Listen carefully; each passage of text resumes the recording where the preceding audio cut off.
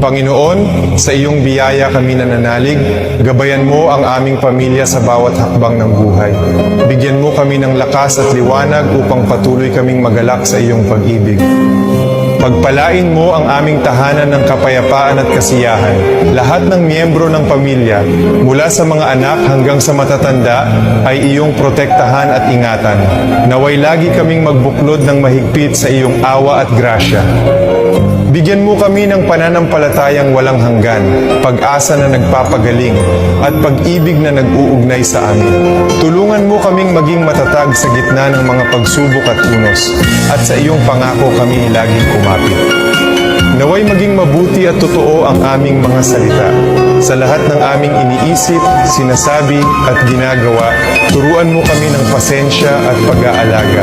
Sa iyong karunungan, alam naming naririnig mo kami. Salamat Panginoon para sa aming mahal na pamilya. Salamat sa iyong presensya na laging kasama namin. Gabayan mo kami, yakapin at pag-isahin upang sa iyong mga kamay ay matatagpuan namin ang aming kaluluwa. Amen.